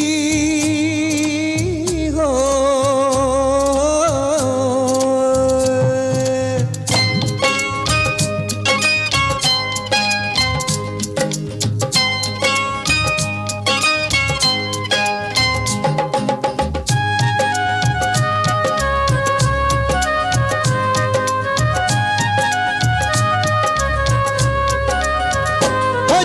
ਸ਼ੂਟਿੰਗ ਦੇਖਣ ਗਈ ਉਹਨੇ ਬਾਹ ਹੀਰੋ ਦੀ ਫੜ ਲਈ ਸ਼ੂਟਿੰਗ ਉਹਦੀ ਵਿੱਚ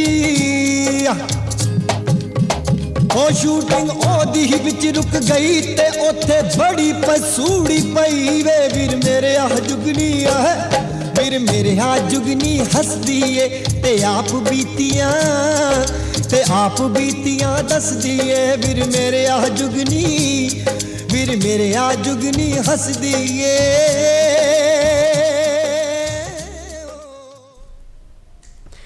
ਜੀ ਅੱਜ ਅਸੀਂ ਮਨਾ ਰਹੇ ਹਾਂ ਵਰਲਡ ਥੀਏਟਰ ਡੇ ਔਰ ਸਾਡੇ ਨਾਲ ਸਟੂਡੀਓਜ਼ ਦੇ ਵਿੱਚ ਮੌਜੂਦ ਨੇ ਰਾਜੇਸ਼ ਸ਼ਰਮਾ ਜੀ ਜੋ ਟੀਵੀ ਫਿਲਮ ਆਰਟਿਸਟ ਨੇ ਔਰ ਬਹੁਤ ਸਾਰਾ ਕੰਮ ਕਰ ਚੁੱਕੇ ਨੇ। ਵਰਲਡ ਥੀਏਟਰ ਡੇ ਹੈ ਜੀ 27 ਮਾਰਚ।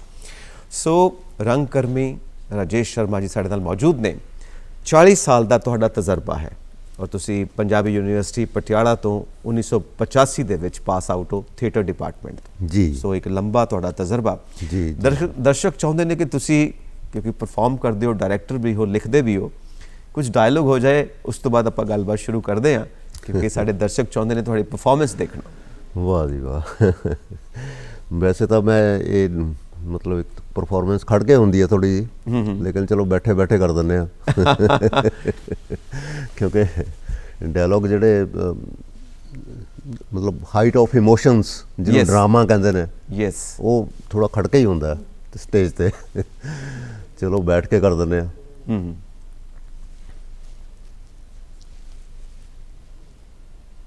आधे अधूरे का एक डायलॉग सुना देना मैं। मोहन राकेश जी का मैनू बहुत पसंद है नाटक जी। क्लासिक्स है हाँ बिल्कुल।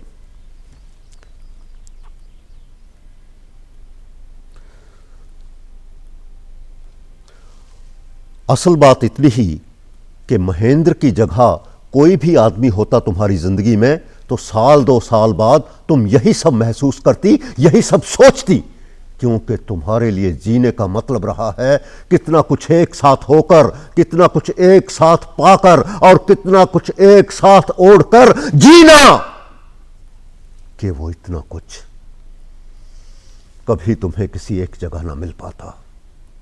इसलिए जिस किसी के साथ भी जिंदगी शुरू करती तुम इतनी ही खाली इतनी ही बेचैन बनी रहती। वो आदमी भी तुम्हें अपने आसपास इसी तरह सर पटकता और कपड़े फाड़ता नजर आता और तुम हंस रही हो। बहुत प्यार वंडरफुल। सो जिस तरह तुसी पंजाबी यूनिवर्सिटी पटियाला तो पास आउट हो और हर साल 20-25 स्टूडेंट्स पास होकर निकलते हैं उदा ही national school of drama Delhi तो उस तरह ही चंडीगढ़ तो पंजाब यूनिवर्सिटी थिएटर डिपार्टमेंट तो। सो इन्हां ग्रुप्स दे विच कोई इदां दी हलचल कोई इदां दी सोच होनी चाहिए कि एक ग्रुप बना के पिंडां दीयां पंचायतां नूं जाके संपर्क करन ते पिंडां दे विच थिएटर खेडण थिएटर वर्कशॉप्स लगाउण। जी संजीव जी गल इस तरह है कि ये यूनिवर्सिटियां जिथे थिएटर डिपार्टमेंट्स ने हाँ जी मौजूद ने उत्थे दे वाइस चांसलर या हैड ऑफ द डिपार्टमेंट्स ये काम कर सकते हैं कि चलो पिंडां दे विच तां नहीं हाँ वो एक गल कर सकते हैं कि एक रेपैटरी बनाउण अपने पास आउट स्टूडेंट्स की ते जिन्ने भी यूनिवर्सिटी दे अंडर कॉलेज पैंदे ने उन्हां नूं एक प्रोफैशनल शो बना के दिखाउण कि दिस इज़ प्रोफैशनल थिएटर। हाँ कि दिस इज़ प्रोफैशनल थिएटर क्योंकि कॉलेजां दे विच जिहड़ा रंगमंच हुंदा वो यूथ फैसटीवल के रूप च हुंदा। हाँ जी हालांकि वो बड़ा सिस्टमैटिक है ठीक है हर साल हुंदा वधिया हुंदा लेकिन वो च कई बहुत वधिया प्ले भी हुंदे ने ਤੇ ਐਮੇਚਿਓਰ ਪਲੇ ਵੀ ਹੁੰਦੇ ਨੇ। ਤਾਂ ਉਹ ਤੋਂ ਹਟ ਕੇ ਇੱਕ ਨਾਟਕ ਟੋਟਲੀ ਪ੍ਰੋਫੈਸ਼ਨਲ ਤਿਆਰ ਕੀਤਾ ਜਾਵੇ ਯੂਨੀਵਰਸਿਟੀ ਵੱਲੋਂ, ਤੇ ਉਹ ਜਿੰਨੇ ਵੀ ਯੂਨੀਵਰਸਿਟੀ ਦੇ ਅੰਡਰ ਕਾਲਜ ਨੇ 200 250 ਉਹਨਾਂ 'ਚ 1 ਸਾਲ ਦੇ ਵਿੱਚ ਉਹ ਦਿਖਾਉਣ ਸਾਰੇ, ਤੇ ਉਹ ਕਾਲਜ ਉਹਨੂੰ ਪੇ ਕਰੇ, ਤੇ ਉਹ ਨਾਲ ਉਹ ਬੱਚਿਆਂ ਦਾ ਜਿਹੜਾ ਥੀਏਟਰ ਪਾਸ ਆਊਟ ਕਰਦੇ ਨੇ ਉਹਨਾਂ ਦਾ ਰੁਜ਼ਗਾਰ ਵੀ ਲੱਗ ਜਾਊਗਾ, ਤੇ ਨਾਲ ਉਹ ਥੀਏਟਰ ਕਰਨਾ ਵੀ ਸਿੱਖ ਜਾਣਗੇ ਅਲੱਗ-ਅਲੱਗ ਜਗ੍ਹਾ 'ਤੇ ਜਾ ਕੇ। ਉਸ ਤੋਂ ਬਾਅਦ ਉਹੀ ਬੱਚੇ ਮਤਲਬ ਪਿੰਡਾਂ ਦੇ ਵਿੱਚ ਜਾ ਕੇ ਆਪਣੇ ਲੈਵਲ 'ਤੇ ਆਪਣੇ ਲੈਵਲ 'ਤੇ, ਕਿਉਂਕਿ ਉਹ ਇੱਕਦਮ ਜਦੋਂ ਬੱਚਾ ਨਿਕਲਦਾ ਨਾ ਜੀ ਐਮਏ ਕਰਕੇ, ਤਾਂ ਉਹ ਇੰਨਾ ਕਾਬਿਲ ਨਹੀਂ ਹੁੰਦਾ ਕਿ ਉਹ ਇੱਕ ਪਲੇਟਫਾਰਮ ਬਣਾ ਕੇ, ਇੱਕ ਗਰੁੱਪ ਬਣਾ ਕੇ ਉਹਨੂੰ ਸਰਵਾਈਵ ਕਰ ਸਕੇ, ਉਹਨੂੰ ਚਲਾ ਸਕੇ। ਉਹਦੇ ਵਾਸਤੇ ਬੜੀ ਯੋਗਤਾ ਦੀ ਲੋੜ ਹੁੰਦੀ ਹੈ। ਉਹ ਟ੍ਰੇਨਿੰਗ ਦੀ ਲੋੜ ਆ ਉਸ ਤੋਂ ਪਹਿਲਾਂ ਉਹਨੂੰ। ਉਸ ਤੋਂ ਪਹਿਲਾਂ ਉਹਨੂੰ ਉਹ ਟ੍ਰੇਨਿੰਗ ਚਾਹੀਦੀ ਹੈ ਕਿ ਕਿਵੇਂ ਥੀਏਟਰ ਨੂੰ ਇੱਕ ਗਰੁੱਪ ਨੂੰ ਲੈ ਕੇ ਜਾਈਦਾ, ਉਹਦੇ 'ਚ ਕੀ ਉਹਨੇ ਇਹ ਯੂਨੀਵਰਸਿਟੀ ਸਾਰੀ ਟ੍ਰੇਨਿੰਗ ਉਹਨਾਂ ਨੂੰ ਆਪ ਦੇਵੇ, ਉਹਨਾਂ ਨੂੰ ਸਟੇਜ ਮੈਨੇਜਰ ਬਣਾਵੇ, ਉਹਨਾਂ ਨੂੰ ਗੱਲਬਾਤ ਕਰਨ ਦਾ ਤਰੀਕਾ ਦੱਸੇ। ਠੀਕ ਹੈ ਜੀ, ਕਿਤੇ ਵੀ ਕਿਸੇ ਵੀ ਕੋਈ ਵੀ ਸ਼ੋਅ ਅਰੇਂਜ ਕਰਨਾ ਤਾਂ ਸਾਰਾ ਜ਼ਿੰਮੇਵਾਰੀ ਸਟੂਡੈਂਟਸ ਨੂੰ ਸੌਂਪੇ, ਫਿਰ ਉਹ ਸਿੱਖਣਗੇ। ਉਹਨਾਂ ਨੂੰ ਪ੍ਰੈਕਟੀਕਲ ਨੌਲੇਜ ਦੇਵੇ, ਪ੍ਰੈਕਟੀਕਲ ਨੌਲੇਜ ਜੀ। ਠੀਕ ਹੈ, ਬਿਲਕੁਲ ਸਹੀ ਗੱਲ। ਕਿਉਂਕਿ ਜਦੋਂ ਇੱਕ ਬੱਚਾ ਜਿਵੇਂ ਮੈਂ ਹੀ ਨਿਕਲਿਆ ਸੀਗਾ ਜੀ ਐਮਏ ਕਰਕੇ, ਤਾਂ ਮੇਰੇ ਸਾਹਮਣੇ ਕੁਝ ਨਹੀਂ ਸੀਗਾ, ਮੈਂ ਕੀ ਕਰਦਾ, ਕੁਝ ਨਹੀਂ ਸੀ। ਮੈਂ ਥੀਏਟਰ ਕਰਨਾ ਚਾਹੁੰਦਾ ਸੀ, ਬੜਾ ਮੈਨੂੰ ਮਤਲਬ ਮੈਂ ਹੋਰ ਕੁਝ ਕਰ ਹੀ ਨਹੀਂ ਸਕਦਾ ਸੀ, ਮੈਂ ਥੀਏਟਰ ਹੀ ਕਰਨਾ ਚਾਹੁੰਦਾ ਸੀ, ਪਰ ਮੇਰੇ ਕੋਲ ਕੋਈ ਸੋਰਸ ਨਹੀਂ ਸੀ। ਮੈਂ ਗਰੁੱਪ ਬਣਾਉਂਦਾ ਸੀ, ਬੱਚੇ ਨਹੀਂ ਟਿਕਦੇ ਸੀਗੇ, ਭੱਜ ਜਾਂਦੇ ਸੀਗੇ, ਐਕਟਰ ਇਕੱਠੇ ਕਰਨੇ ਬਹੁਤ ਔਖੇ ਹੁੰਦੇ ਸੀ, ਸ਼ੋਅ ਲੈਣਾ ਬਹੁਤ ਔਖਾ ਹੁੰਦਾ ਸੀ, ਕਿੱਥੇ ਕਰੀਏ, ਕਿਵੇਂ ਕਰੀਏ, ਕੀ ਤੋਂ ਐਡਵਰਟਾਈਜ਼ਮੈਂਟ ਲਈਏ, ਕਿਹਦੀਆਂ ਟਿਕਟਾਂ ਕੱਟੀਏ, ਕੀ ਕਰੀਏ, ਕੁਝ ਨਹੀਂ ਸਮਝ ਆਉਂਦਾ ਸੀਗਾ। ਪੈਸਾ ਕਿੱਥੋਂ ਆਏਗਾ। ਠੀਕ ਹੈ ਨਾ ਜੀ। ਸੋ ਇਹ ਟ੍ਰੇਨਿੰਗ ਹੈ ਜਿਹੜੀ, ਇਹ ਇੱਕ ਪ੍ਰੋਫੈਸ਼ਨਲ ਇੱਦਾਂ ਦੀ ਇੱਕ ਤਾਂ ਟ੍ਰੇਨਿੰਗ ਹੋਣੀ ਚਾਹੀਦੀ ਹੈ ਬੱਚਿਆਂ ਦੀ, ਕਿ ਉਹ ਪਿੰਡਾਂ ਦੇ ਜਾ ਕੇ ਵਿੱਚ ਗੱਲ ਕਿਵੇਂ ਕਰਨ, ਕੀ ਉੱਥੇ ਕਿਸ ਤਰ੍ਹਾਂ ਦਾ ਆਪਣਾ ਮੈਸੇਜ ਰੱਖਣ। ਤੇ ਦੂਜੇ ਮੈਂ ਤੁਹਾਨੂੰ ਦੱਸ ਹੀ ਚੁੱਕਿਆ ਕਿ ਪਿੰਡਾਂ ਦੇ ਵਿੱਚ ਜਿਹੜਾ ਮਾਡਲ ਹੈ ਉਹ ਗੁਰਸ਼ਰਨ ਭਾਜੀ ਦਾ ਚੱਲੂਗਾ। ਬਿਲਕੁਲ ਸਹੀ। ਜਾਂ ਜਿਹੜੇ ਪੁਰਾਣੇ ਹੈਗੇ ਆ ਨੁੱਕੜ ਨਾਟਕ, ਹਾਂ ਨੁੱਕੜ ਨਾਟਕ, ਉਹ ਚੱਲਦੇ ਆ, ਤੇ ਆਮ 10-15 ਹਜ਼ਾਰ ਰੁਪਇਆ ਤਾਂ ਹਰ ਇੱਕ ਪਿੰਡ ਦੇ ਹੀ ਦਿੰਦਾ ਜੀ। ਸਹੀ ਗੱਲ ਹੈ। ਔਰ ਜਿਹੜਾ ਚੰਗਾ ਕੰਮ ਹੋਵੇ ਉਹਦੇ ਵਾਸਤੇ ਤਾਂ ਜ਼ਰੂਰ ਦੇਣਾ ਵੀ ਚਾਹੀਦਾ। ਬਿਲਕੁਲ ਦਿੰਦੇ ਨੇ ਜੀ, ਬਿਲਕੁਲ ਦੇਣਗੇ। ਬਿਲਕੁਲ ਇਹ ਫੰਡ ਦੀ ਸਾਰੀ ਖੇਡ ਹੈ, ਫੰਡ ਮਿਲਦੇ ਜਾਣ ਤੇ ਕੰਮ ਹੁੰਦਾ ਜਾਵੇ। ਹਾਂਜੀ। ਕਿਉਂ ਨਾ ਇਸ ਨੂੰ ਸਿਲੇਬਸ ਬਣਾਇਆ ਜਾਵੇ, ਬੱਚਿਆਂ ਨੂੰ ਸਕੂਲ ਤੋਂ ਹੀ ਥੀਏਟਰ ਦਾ ਸਿਲੇਬਸ ਬਣਾ ਦਿੱਤਾ ਜਾਵੇ, ਇੱਕ ਕਲਚਰ ਪੈਦਾ ਕਰੀਏ, ਇੱਕ ਸੱਭਿਆਚਾਰ ਪੈਦਾ ਕਰੀਏ ਜਿਹੜਾ ਪੁਰਾਤਨ ਸਮੇਂ 'ਚ ਸੀ। ਜਦੋਂ ਅਸੀਂ ਨਾਟ ਸ਼ਾਸਤਰ ਦੀ ਗੱਲ ਕਰਦੇ ਹਾਂ, ਭਰਤ ਮੁਨੀ ਦੀ ਗੱਲ ਕਰਦੇ ਹਾਂ, ਕਿ ਅਸੀਂ ਥੀਏਟਰ ਦੇ ਨਾਲ ਹੀ ਸਿੱਖਿਆ ਦਿੰਦੇ ਸੀ, ਸਾਰੇ ਸਮਾਜ ਨੂੰ ਸਿੱਖਿਅਤ ਕਰਦੇ ਸੀ। ਮੁੜ ਤੋਂ ਉਹ ਸਮਾਂ ਲਿਆਂਦਾ ਜਾਵੇ, ਮੁੜ ਤੋਂ ਸਾਡੇ ਸੱਭਿਆਚਾਰ ਦਾ ਹਿੱਸਾ ਬਣੇ ਥੀਏਟਰ, ਤੇ ਅਸੀਂ ਸਿੱਖਿਆ ਵੰਡੀਏ, ਸਿੱਖਿਆ ਦਈਏ। ਹਾਂ, ਇਹ ਯੂਨੀਵਰਸਿਟੀ ਤੋਂ ਉੱਪਰ ਦੀ ਗੱਲ ਚਲੀ ਜਾਂਦੀ ਹੈ, ਸਟੇਟ ਲੈਵਲ ਦੀ ਗੱਲ ਹੋ ਜਾਂਦੀ ਹੈ ਜੀ। ਹਾਂਜੀ, ਸਟੇਟ ਲੈਵਲ 'ਤੇ ਮਤਲਬ ਪੰਜਾਬ ਸਕੂਲ ਐਜੂਕੇਸ਼ਨ ਬੋਰਡ ਹੈ ਜਿਹੜਾ, ਉਹਨੂੰ ਇਹ ਚਾਹੀਦਾ ਕਿ ਉਹ ਐਜੂਕੇਸ਼ਨ ਦੇ ਵਿੱਚ ਨਵੀਂ ਆਪਣੀ ਰੈਵੋਲੂਸ਼ਨ ਲਿਆਵੇ, ਥੀਏਟਰ ਐਜੂਕੇਸ਼ਨ ਥਰੂ ਥੀਏਟਰ। ਠੀਕ ਹੈ ਜੀ, ਜਿਵੇਂ ਸਿਲੇਬਸ 'ਚ ਕੋਈ ਨਾਟਕ ਲੱਗਦੇ ਨੇ, ਹਾਂਜੀ, ਪੋਇਮਸ ਲੱਗਦੀਆਂ ਜਾਂ ਛੋਟੀਆਂ ਸ਼ਾਰਟ ਸਟੋਰੀਜ਼ ਹੁੰਦੀਆਂ, ਉਹਨਾਂ ਨੂੰ ਡਰਾਮਾਟਾਈਜ਼ ਕਰਕੇ ਇੱਕ ਸ਼ੋਅ ਤਿਆਰ ਕੀਤਾ ਜਾ ਸਕਦਾ। ਉਹ ਜਿਹੜੇ ਸਟੂਡੈਂਟ ਪਾਸ ਆਊਟ ਹੁੰਦੇ ਨੇ, ਠੀਕ ਹੈ ਜੀ, ਵੱਡੀਆਂ ਯੂਨੀਵਰਸਿਟੀਆਂ ਤੋਂ, ਹਾਂਜੀ ਯੂਨੀਵਰਸਿਟੀਆਂ 'ਚੋਂ, ਉਹ ਸਟੂਡੈਂਟਸ ਦੀ ਡਿਊਟੀ ਲਾਈ ਜਾਵੇ ਇੱਕ ਸਰਕਾਰੀ ਤੌਰ 'ਤੇ, ਅਤੇ ਉਹ ਸਕੂਲਾਂ ਦੇ ਵਿੱਚ ਜਾ ਕੇ ਇਸ ਤਰ੍ਹਾਂ ਦਾ ਕੰਮ ਕਰਨ ਕਿ ਉਹ ਉਹਦੇ 'ਤੇ ਤਿਆਰ ਕਰਨ ਨਾਟਕ। ਬਿਲਕੁਲ ਉਹਨਾਂ ਦੇ ਸਿਲੇਬਸ 'ਚੋਂ ਹੀ, ਜੋ ਸਿਲੇਬਸ 'ਚ ਲੱਗਿਆ ਹੋਇਆ ਨਾ 10ਵੀਂ 11ਵੀਂ 9ਵੀਂ 8ਵੀਂ ਤੋਂ ਅਸੀਂ ਨਾਟਕ ਪੜ੍ਹਨਾ ਸ਼ੁਰੂ ਕਰ ਦਿੰਦੇ ਹਾਂ, ਪਰ ਸਾਨੂੰ ਪਤਾ ਹੀ ਨਹੀਂ ਹੁੰਦਾ ਇਕਾਂਗੀ ਕੀ ਹੁੰਦਾ। ਅਸੀਂ ਇਕਾਂਗੀ ਇੱਕ ਕਹਾਣੀ ਵਾਂਗੂ, ਜਿਵੇਂ ਮੈਂ ਆਪਣਾ ਮੇਰਾ ਐਕਸਪੀਰੀਅੰਸ ਹੈ, ਮੈਨੂੰ ਪਤਾ ਹੀ ਨਹੀਂ ਸੀਗਾ, ਮੈਂ ਇਕਾਂਗੀ ਇੱਕ ਕਹਾਣੀ ਵਾਂਗੂ ਪੜ੍ਹ ਜਾਂਦਾ ਸੀ, ਅਤੇ ਉਹਦਾ ਫਿਰ ਪਤਾ ਹੀ ਨਹੀਂ ਲੱਗਦਾ ਸੀ ਵੀ ਹੈ ਕੀ ਹੈ, ਇਹ ਕਹਾਣੀ ਹੈ ਜਾਂ ਕੀ ਹੈ, ਹੈ ਨਾ ਜੀ। ਇਕਾਂਗੀ ਪੜ੍ਹ ਲੈਂਦੇ ਸੀ, ਉਹ ਪਤਾ ਹੀ ਨਹੀਂ ਲੱਗਦਾ ਸੀ ਵੀ ਇਹ ਖੇਡਿਆ ਜਾਊਗਾ ਸਟੇਜ 'ਤੇ ਜਾਂ ਖੇਡਿਆ ਜਾਣਾ ਚਾਹੀਦਾ ਜਾਂ ਕੀ ਹੁੰਦਾ ਇਹ। ਮੈਨੂੰ ਨਹੀਂ ਪਤਾ ਸੀਗਾ ਜੀ ਕਾਲਜ ਜਾਣ ਸਮੇਂ ਤੱਕ ਵੀ ਇਹ ਨਾਟਕ ਮੰਚ 'ਤੇ ਵੀ ਖੇਡਿਆ ਜਾਂਦਾ। ਸਹੀ। ਮਤਲਬ ਇਹ ਹੈ ਕਿ ਜਿਹੜੇ ਯੂਨੀਵਰਸਿਟੀਆਂ ਤੋਂ ਪਾਸ ਆਊਟ ਹੁੰਦੇ ਨੇ ਥੀਏਟਰ ਡਿਪਾਰਟਮੈਂਟ ਤੋਂ, ਉਹਨਾਂ ਨੂੰ ਜਾ ਕੇ ਕੰਮ ਵੀ ਮਿਲ ਸਕਦਾ, ਰੋਜ਼ਗਾਰ ਵੀ ਮਿਲ ਸਕਦਾ। ਜੀ। ਸੋ ਅੱਜ ਫਿਲਮਾਂ ਦਾ ਵੀ ਦੌਰ ਹੈ, ਵੱਡੇ ਟੀਵੀ ਸੀਰੀਅਲ ਬਣ ਰਹੇ ਨੇ, ਟੈਕਨੋਲੋਜੀ ਬਹੁਤ ਤਰੱਕੀ ਕਰ ਗਈ ਹੈ, ਥੀਏਟਰ ਵੀ ਬਹੁਤ ਤਰੱਕੀ ਕਰ ਗਿਆ। ਥੀਏਟਰ ਦੇ ਵਿੱਚ ਕਈ ਮਾਡਰਨ ਟੈਕਨੀਕਸ ਦਾ ਇਸਤੇਮਾਲ ਹੁੰਦਾ ਹੈ, ਕਈ ਥੀਏਟਰ ਦੀਆਂ ਪਰਸਨੈਲਿਟੀਜ਼ ਨੂੰ ਬਾਹਰ ਕੰਮ ਮਿਲਦਾ ਹੈ। ਨਸੀਰੂਦੀਨ ਸ਼ਾਹ, ਓਮਪੁਰੀ, ਜਿਹੜੇ ਵੱਡੇ ਨਾਮ, ਆਸ਼ੀਸ਼ ਵਿਦਿਆਰਥੀ ਸਾਡੇ ਸਾਹਮਣੇ ਨੇ, ਕੁਲਭੂਸ਼ਣ ਖਰਬੰਦਾ, ਇਹ ਸਾਰੇ ਥੀਏਟਰ ਤੋਂ ਨਿਕਲੇ ਹੋਏ ਲੋਕ ਨੇ। Indian people theatre association, Balraj Sahni, ਉੱਥੋਂ ਨਿਕਲੇ ਹੋਏ ਲੋਕ ਨੇ।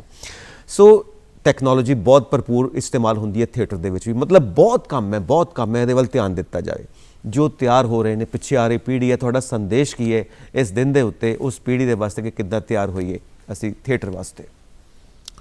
ਦੇਖੋ ਜੀ, ਥੀਏਟਰ ਹੁਣ ਇੱਕ ਤਾਂ ਪਹਿਲਾਂ ਸਾਡਾ ਪੁਰਾਣਾ ਥੀਏਟਰ ਸੀਗਾ, ਲਾਊਡ ਥੀਏਟਰ ਸੀਗਾ, ਕਿਉਂਕਿ ਆਡੀਅנס ਜ਼ਿਆਦਾ ਹੁੰਦੀ ਸੀ ਅਤੇ ਐਕਟਰ ਨੂੰ ਉੱਚੀ ਬੋਲਣਾ ਪੈਂਦਾ ਸੀ, ਮਾਈਕ ਵੀ ਨਹੀਂ ਇੰਨੇ ਕੰਮ ਕਰਦੇ ਹੁੰਦੇ ਸੀ, ਕੋਈ ਉਹ ਨਹੀਂ ਸੀਗਾ। ਪਰ ਹੁਣ ਜਿਹੜੇ ਸੈਂਸਿਟਿਵ ਆਡੀਟੋਰੀਅਮਸ ਬਣ ਗਏ ਨੇ ਬਹੁਤ, ਜਿੱਥੇ ਪਿੰਨ ਵੀ ਸਿੱਟੋ ਤਾਂ ਉਹਦੀ ਆਵਾਜ਼ ਆਉਂਦੀ ਹੈ। ਸ਼ਿਓਰ। ਠੀਕ ਹੈ ਨਾ ਜੀ। ਤਾਂ ਉਹਦੇ ਵਾਸਤੇ ਇੱਕ ਟੈਕਨੀਕਲ ਜਿਹੜਾ ਬੈਕ ਸਟੇਜ ਵਰਕ ਹੈ, ਜਿਹਨੂੰ ਅਸੀਂ ਬੈਕ ਸਟੇਜ ਵਰਕ ਕਹਿੰਦੇ ਹਾਂ, ਉਹ ਬੜਾ ਸਟਰੋਂਗ ਡਿਸਿਪਲਿਨਡ ਹੋਣਾ ਚਾਹੀਦਾ। ਬਿਲਕੁਲ, ਬਹੁਤ ਡਿਸਿਪਲਿਨਡ ਹੋਣਾ ਚਾਹੀਦਾ ਉਹ, ਕਿ ਇਹ ਨਹੀਂ ਵੀ ਐਕਟਰ ਪਿੱਛੇ, ਜਿੰਨਾ ਬੈਕ ਸਟੇਜ ਡਿਸਿਪਲਿਨ ਮਜ਼ਬੂਤ ਹੋਊਗਾ ਉਨੀ ਤੁਹਾਡੀ ਪ੍ਰੋਡਕਸ਼ਨ ਵਧੀਆ ਨਿਕਲ ਕੇ ਆਊਗੀ ਪ੍ਰੋਫੈਸ਼ਨਲੀ। ਬਿਲਕੁਲ ਸਹੀ ਗੱਲ। ਪ੍ਰੋਫੈਸ਼ਨਲੀ। ਸੋ ਉਹ ਬੈਕ ਸਟੇਜ ਦੇ ਵਿੱਚ ਕੀ ਆ ਜਾਂਦਾ, ਲਾਈਟਿੰਗ ਆ ਜਾਂਦੀ ਹੈ, ਲਾਈਟ ਡਿਜ਼ਾਈਨ ਆ ਜਾਂਦਾ, ਸੈੱਟ ਡਿਜ਼ਾਈਨ ਆ ਜਾਂਦਾ ਜੀ, ਮਿਊਜ਼ਿਕ ਡਿਜ਼ਾਈਨ ਆ ਜਾਂਦਾ, ਕਾਸਟਿਊਮ ਡਿਜ਼ਾਈਨ ਆ ਜਾਂਦਾ, ਇਹ ਸਾਰਾ ਕੁਝ ਡਿਜ਼ਾਈਨਿੰਗ ਬੈਕ ਸਟੇਜ ਵਰਕ ਹੈ। ਮੇਕਅਪ ਆ ਜਾਂਦਾ। ਮੇਕਅਪ ਆ ਜਾਂਦਾ ਹੈ ਜੀ, ਇਹ ਸਾਰਾ ਬੈਕ ਸਟੇਜ ਵਰਕ ਹੈ। ਔਰ ਪ੍ਰੋਪਰਟੀਜ਼ ਯੈਸ, ਕਿੱਦਾਂ ਤੁਸੀਂ ਮੈਨੇਜ ਕਰਦੇ ਹੋ ਬੈਕ ਸਟੇਜ 'ਤੇ, ਕੀ ਕਰਦੇ ਹੋ, ਇਹ ਸਾਰਾ ਮਤਲਬ ਬੈਕ ਸਟੇਜ ਵਰਕ ਆ ਜਾਂਦਾ। ਜਿੰਨਾ ਬੈਕ ਸਟੇਜ ਵਰਕ ਮਜ਼ਬੂਤ ਹੋਊਗਾ ਓਨਾ ਹੀ ਪ੍ਰੋਫੈਸ਼ਨਲ ਥੀਏਟਰ ਚਮਕ ਕੇ ਅੱਗੇ ਆਊਗਾ। ਯਾਨੀ ਕਿ ਥੀਏਟਰ ਦੇ ਵਿੱਚ ਬਹੁਤ ਕੰਮ ਹੈ, ਸਟੇਜ ਦੇ ਉੱਤੇ ਵੀ ਕੰਮ ਹੈ, ਸਟੇਜ ਦੇ ਪਿੱਛੇ ਵੀ ਕੰਮ ਹੈ, ਲੇਖਕ ਦਾ ਵੀ ਕੰਮ ਹੈ, ਕਿਉਂਕਿ ਬਹੁਤ ਦੁਨੀਆ ਦੇ ਸਾਰੇ ਨਾਟਕ ਅੱਜ ਭਾਰਤ ਦੇ ਵਿੱਚ, ਪੰਜਾਬ ਦੇ ਵਿੱਚ ਸਾਨੂੰ ਮਿਲ ਜਾਂਦੇ ਨੇ, ਇੰਟਰਨੈਟ ਉੱਤੇ ਮਿਲ ਜਾਂਦੇ ਨੇ, ਅਸੀਂ ਉਹਨਾਂ ਦਾ ਭਰਪੂਰ ਇਸਤੇਮਾਲ ਕਰ ਸਕਦੇ ਹਾਂ। ਜਿਵੇਂ ਸਾਡੇ ਪੰਜਾਬੀ 'ਚ ਮਤਲਬ ਵੀ ਪ੍ਰੋਫੈਸ਼ਨਲ ਥੀਏਟਰ ਦੇ ਵਿੱਚ ਮਤਲਬ ਗਾਰਗੀ ਸਾਹਿਬ, ਬਲਵੰਤ ਗਾਰਗੀ ਜੀ, ਹਾਂਜੀ, ਐਂਡ ਕੰਟੈਂਪਰੇਰੀ ਕੇਵਲ ਧਾਲੀਵਾਲ ਸਾਹਿਬ ਵੀ, ਹਾਂਜੀ ਹਾਂ, ਮਤਲਬ ਤੇ ਕਾਫੀ ਦਿੱਗਜ ਲੋਕ ਨੇ ਜੋ ਰਜੇਸ਼ੀ ਕੰਮ ਕਰ ਰਹੇ ਨੇ। ਔਲਖ ਸਾਹਿਬ ਹੋ ਗਏ, ਗਾਰਗੀ ਸਾਹਿਬ ਹੋ ਗਏ, ਇਹਨਾਂ ਨੇ ਬਹੁਤ ਵਧੀਆ ਕੰਮ ਕੀਤਾ। ਅਤੇ ਹੁਣ ਧਾਲੀਵਾਲ ਸਾਹਿਬ ਜਿਹੜਾ ਮਾਡਰਨ ਥੀਏਟਰ ਹੈ ਉਹਦੀ ਇੱਕ ਉਦਾਹਰਨ ਨੇ, ਉਹ ਬਹੁਤ ਵਧੀਆ ਕਰ ਰਹੇ ਨੇ। ਬਿਲਕੁਲ ਸਹੀ। ਸੋ ਮੁੱਕਦੀ ਗੱਲ ਇਹ ਹੈ ਕਿ ਥੀਏਟਰ 'ਚ ਬਹੁਤ ਕੰਮ ਹੈ, ਪੈਸਾ ਵੀ ਹੋ ਸਕਦਾ ਹੈ, ਬਸ ਲਗਨ ਦੀ ਜ਼ਰੂਰਤ ਹੈ। ਜੀ ਜੀ ਜੀ। ਸੋ ਸਾਡੇ ਵੱਲੋਂ ਸ਼ੁਭ ਇੱਛਾਵਾਂ। Thank you. ਬਹੁਤ ਵਧੀਆ ਰਿਹਾ, ਬਹੁਤ ਅਦਭੁਤ ਤੁਹਾਡੇ ਨਾਲ ਗੱਲਬਾਤ ਹੋਈ ਹੈ ਇਸ ਵਰਲਡ ਥੀਏਟਰ ਡੇ ਦੇ ਉੱਤੇ। ਤੁਸੀਂ ਵੀ ਇੱਦਾਂ ਹੀ ਕੰਮ ਕਰਦੇ ਰਹੋ ਔਰ ਤਰੱਕੀ ਕਰਦੇ ਰਹੋ। ਤੁਹਾਡਾ ਬਹੁਤ ਬਹੁਤ ਸ਼ੁਕਰੀਆ। ਸ਼ੁਕਰੀਆ ਜੀ ਸੰਜੀਵ ਜੀ, ਸਾਰੇ ਦਰਸ਼ਕਾਂ ਦਾ ਬਹੁਤ ਬਹੁਤ ਧੰਨਵਾਦ। ਸ਼ੁਕਰੀਆ।